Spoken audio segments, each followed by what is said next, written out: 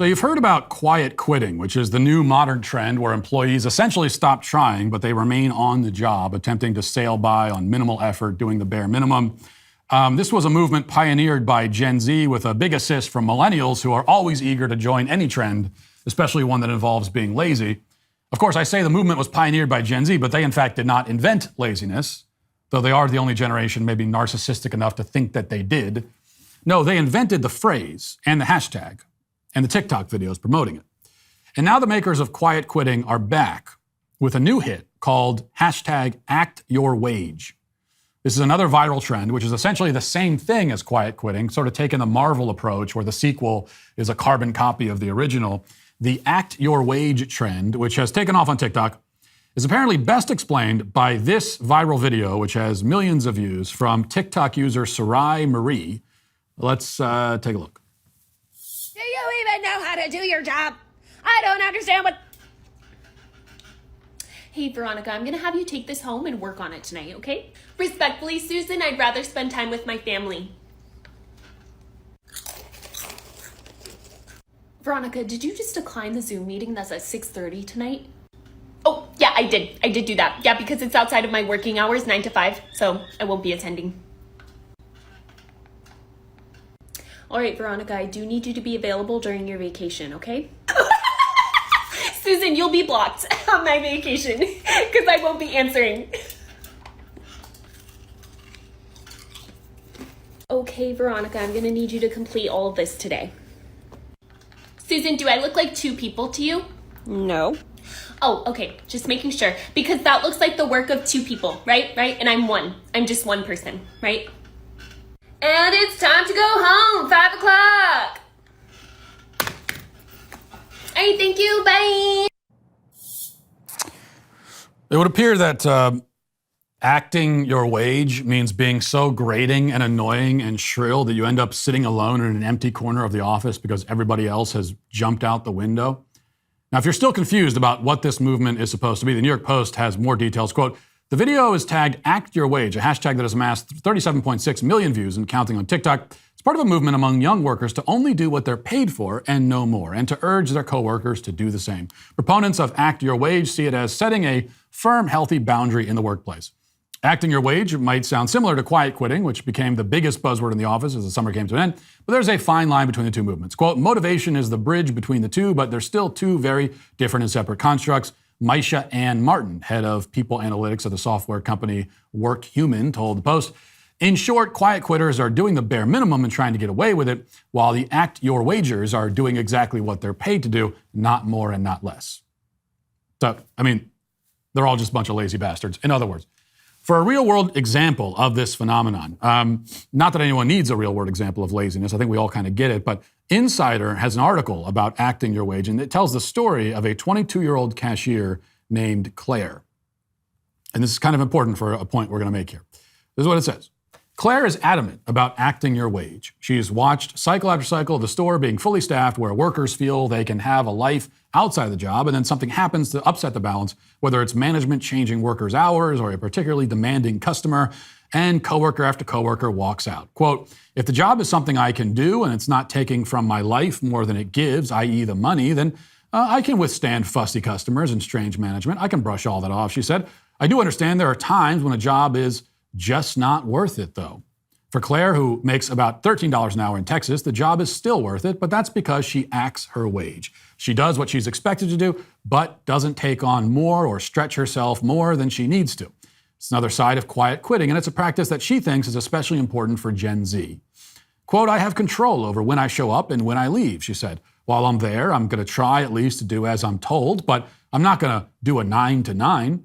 For Claire, acting her wage is all about keeping her identity separate from work and not feeling the need to go above and beyond. Yes, don't go above and beyond. That is indeed the timeless mantra of losers and mediocre nobodies everywhere. Now, we should first note here, as we did with the quiet quitting trend, that proponents of this approach do, in theory, make a couple of valid points. So it's true that you should have a life outside of work. It's also true that you need to know how to set boundaries, not just at work, but in general, so you don't get taken advantage of. But both of these potential positives are ultimately neutralized because, for one thing, there is no real value in ensuring that you have extra time outside of work if you aren't going to spend that extra time doing something enriching and worthwhile.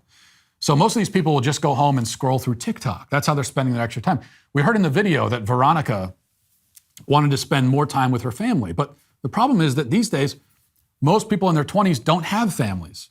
So by family, they really mean their couch, their phone, and their HBO Max subscription. And if you have to choose between putting some extra hours in at work and staring like a zombie at a glowing screen for 6 hours until you fall into a drooling stupor and eventually drift off to sleep, I think the former is often the better choice. Second, setting boundaries is important, but in the adult world, you need to know how to do that with a certain amount of tact and diplomacy. So the real trick is to be firm and clear and yet not obnoxious. But the problem in the video, what the video is recommending is that employees act like a bunch of spoiled toddlers, turning up the smarmy level to 100, screeching like overgrown bats, and acting offended that their boss would even ask them to do a little bit extra. You can't, this is what you have to understand, kids. You cannot talk to your boss that way. You might wish that you could, but you can't. So in the real world, where your boss comes up to you, no, I'm not doing that, Susan, get the hell out of here. This is not a movie. You can't talk to people that way. This might be how your parents may allow you to talk to them that way, and that's why you never learn the lesson. But in reality, you can't. That's a good way to get yourself fired in the real world. If you're only going to do the bare minimum, and on top of that, you're also unpleasant, disrespectful, and irritating, there's no reason for your employer to keep you around any longer than it takes to find some other warm body to sit in your chair. You have to always ask yourself that question. I know we don't want to ask ourselves this question because it's a difficult question to ask, but at your job or whatever you're doing, it's like you have to ask yourself, what role am I really serving? Am I even needed? And if you've made yourself expendable, that's going to be a problem for you. And making yourself expendable, it's certainly one way to approach life. The other way to approach it is to strive to be indispensable, invaluable, undeniable. But that takes effort and it takes talent. And here's an important point. It takes time.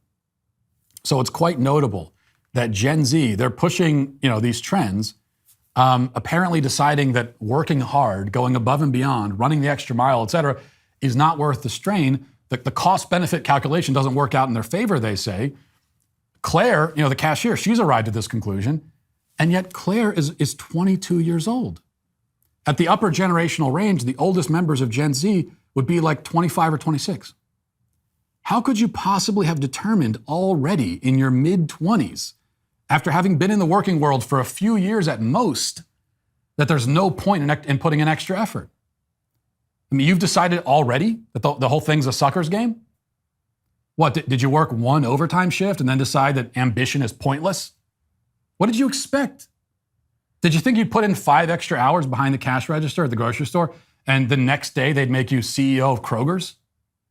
Well, I spent one entire whole day trying hard and I haven't become a millionaire yet, so I give up.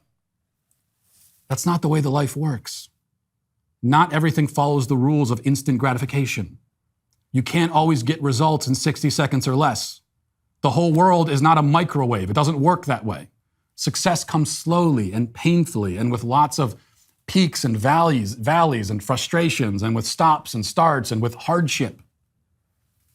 Now, speaking personally, I am now at a point in my career where I'm willing to say that I am having some success. I'm not done, not nearly, I'm not satisfied, not even close, but I've hit certain milestones that are important to me, that I've been working towards. And so, and that's a good thing. Do you know how long that took? Like a decade and a half. More than that, actually. And you're giving up after what, 3 months? You're ready to quiet quit when you just quiet started last week? How fast do you think success comes? We said hard work pays off. We never said it pays off in 30 seconds. Life is not an ATM. You can't just press a button and the cash comes out. It takes longer, a lot longer, to get the payout. But here's the good news. If you're a younger person and you're just starting out in your career, the deck has been cleared. Okay, many of your peers are settling for mediocrity already. They haven't even tried yet, and they've decided that there's no point in trying. They totaled their cars on the first speed bump they came across. They ran into a mild breeze and were knocked on their asses and have no interest in getting up. This is an opportunity for you if you're not one of those people. As long as you have slightly more fortitude and a slightly better work ethic than all those other losers, you have an opportunity. You only need to be slightly more useful than a slug to set yourself apart. And then imagine if you went above and beyond even that. Imagine if you really tried. The stage is set for you to succeed, while your competition makes TikTok videos explaining why they aren't even trying. Let them be satisfied with a lackluster life filled with indifference and excuses. You show up early, you take the overtime, you take on the extra projects, you look to make your job more challenging, not easier. Let them be cynical about it and scoff about it. Oh, what are you even trying for? Let them do it. Because you're climbing the ladder while they're all crowding around the bottom rung, hoping someone pays off the rest of their student loans. One day, you'll be the boss, and you can gather together all of these low-effort lumps on a log and tell them all at once, as I tell them now, you're all canceled. And that'll do it for today, for this portion of the show. Anyway, as we move over to the members block, hope to see you there. If not, Godspeed.